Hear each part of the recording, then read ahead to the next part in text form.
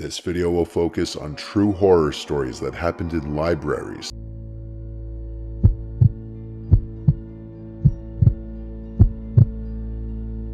When I was in university, I would take 6 courses every semester because I was doing a dual degree, and I wanted to get it all done in 4 years. This meant a lot of semesters I was up to my neck and ears in homework and studying all the time.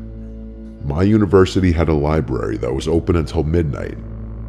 I was also interning this semester, so I really had almost no time to do my work. I still lived on campus at this point, and my suite mates could be very loud and distracting sometimes. This was a Wednesday night, so I had 3 classes that day and my internship.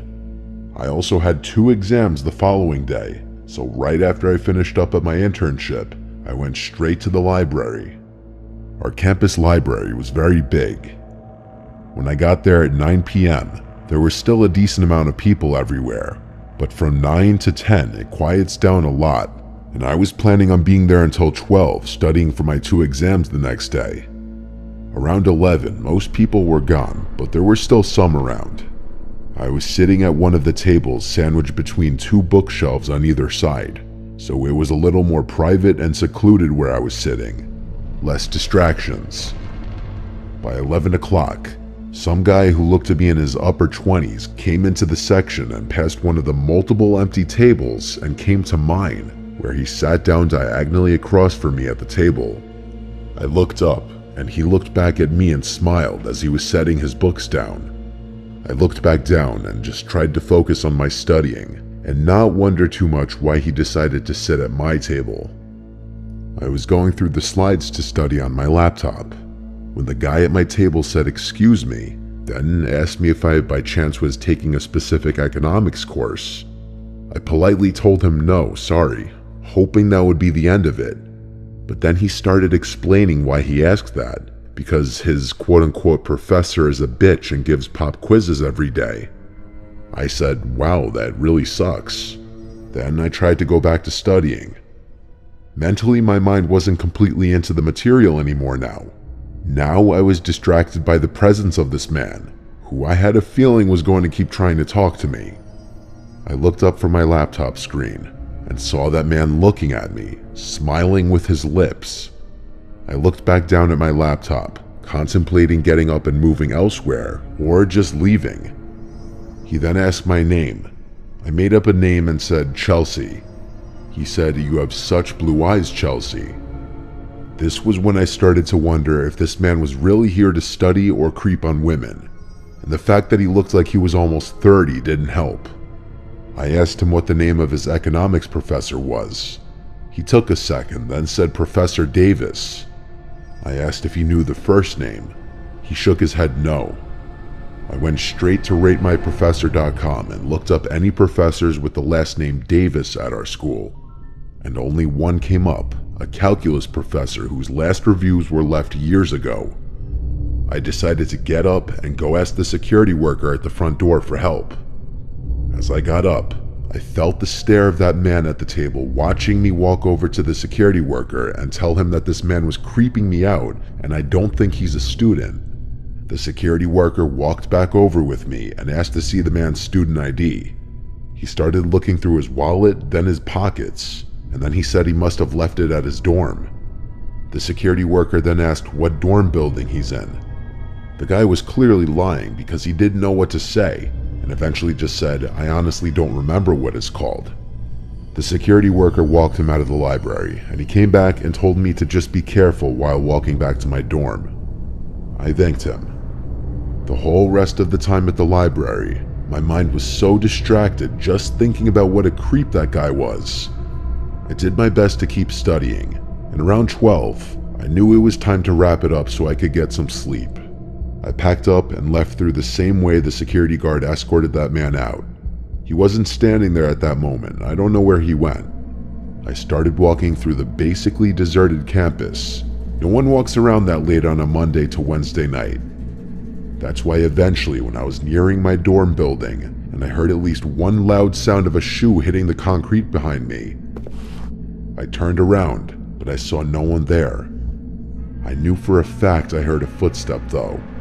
I started to run now, which may have been a mistake because the second I started to run, which was made more difficult because of my backpack, I heard running footsteps behind me. I turned and saw that man from the library sprinting towards me. I screamed at the top of my lungs, but only for a second before I was tackled to the ground and had a hand over my mouth. He kept threatening me, saying, "You better shut up or I'll kill you." I genuinely thought my life was about to end. I was trying to call out for help still, but it was muffled by his hand. He then got to his feet and started to drag me by the throat out of sight of the main walkways, and I saw he was dragging me in the direction of the woods right by the dorms. I managed to remove his hand from my mouth for just long enough to scream again. It was enough to get the attention of these two guys who came running over yelling, "Hey, stop," at my kidnapper. The man let go of me and started running off towards the woods. The two guys came over to me, and I'm sure they were asking me if I was okay and whatnot, but I blocked all noise out for a few moments, and I was in total shock. I completely let my emotions out and started bawling my eyes out. The two guys called university police, and I did my best to keep myself together and explain. We went to the library to ask the security worker for his description of the man as well. It matched my description of the man. The police were also able to use the footage from the library cameras to get a clear picture of the man's face. The picture was sent out to all students' phones and emails and the school website, and that same night, there was an anonymous tip that the man was at a late-night dive bar down the road from the school. The police arrived to the bar and arrested him. The level of trauma this induced on me was incredible. I can't even imagine the trauma for those who weren't as lucky as me in situations like this.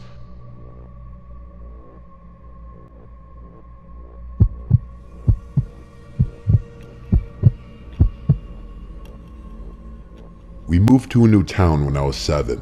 Any memories before that move I consider to be very early childhood, and a lot of those memories are blurry at this point. This is one of those memories. This happened at some age before 7, I know that. If I had to guess, I was 5, maybe 6. There was the local town library that our mom would always take my brothers and I to. It was a few blocks away, actually.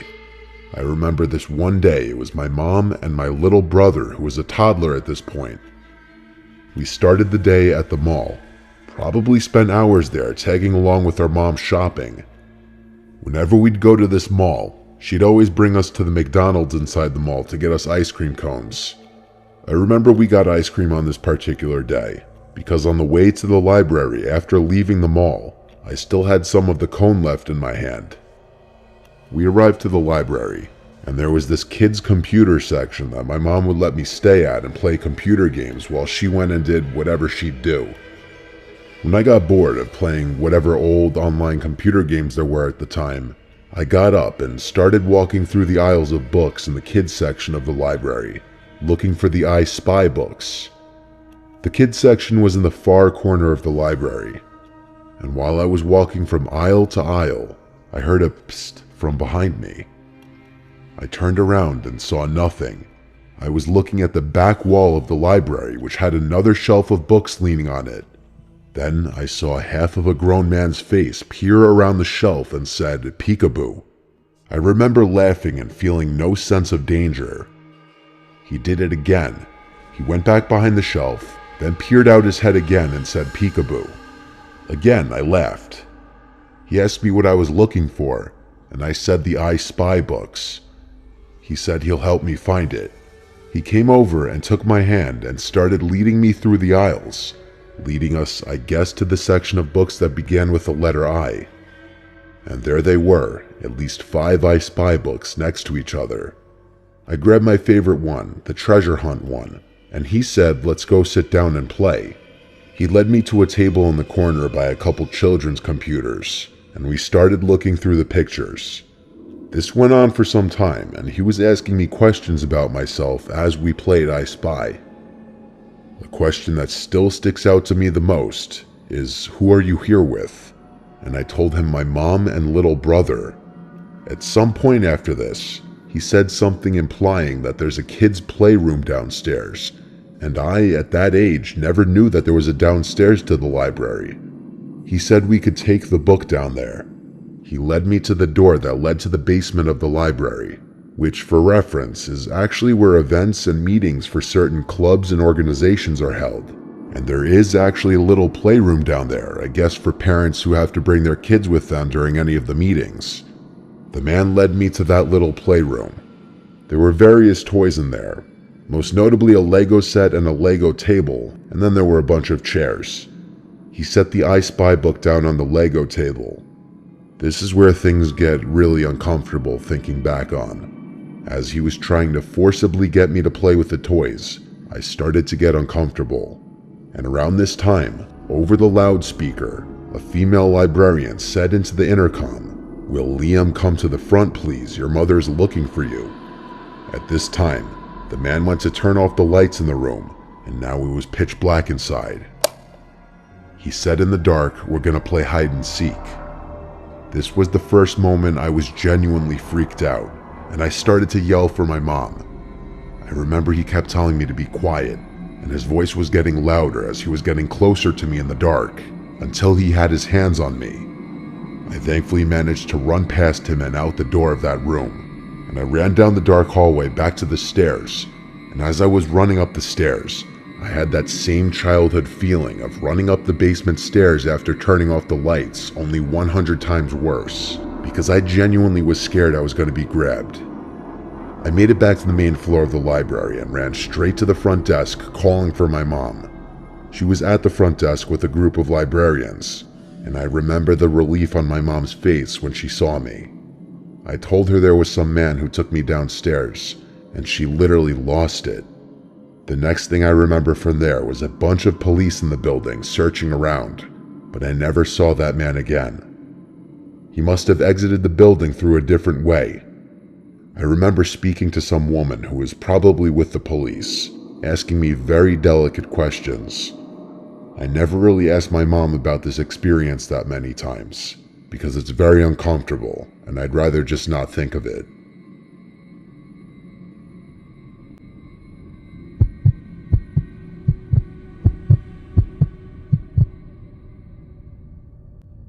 I used to work at the local public library when I was in my early 20s.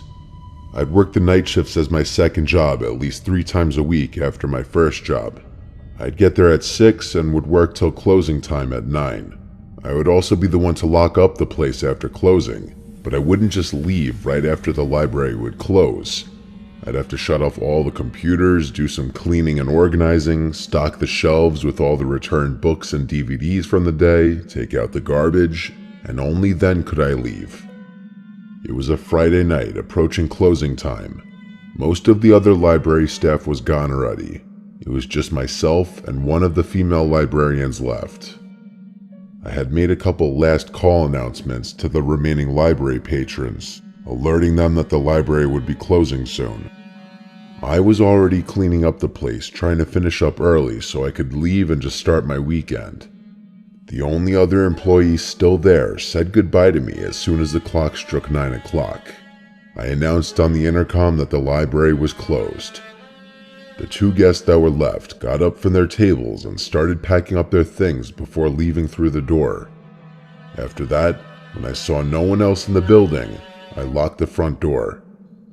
I proceeded to start fixing all the chairs to be neatly tucked under their tables. Then I started emptying all the garbage cans, and when it was time to bring them outside to the dumpster on the side, I unlocked the front door again and brought them out. It was quiet outside. The library was kind of tucked away from any main roads. When I came back inside, I locked the door again. Now all I had to do was restock all the returned books and DVDs from the day. I grabbed the 2 boxes and started with the DVDs, which was easier since the DVD section was smaller. It took about 5 to 10 minutes. During this time, I thought for sure I heard something come from one of the book aisles. I started walking through the aisles till I found an open book laying on the floor, which had clearly just fallen off the shelf. I put it back in its place, and for a second I stood there and just wondered, how could that have happened? I went back to work, and after finishing the DVDs, I took the box of books and started putting them one by one back on the shelves.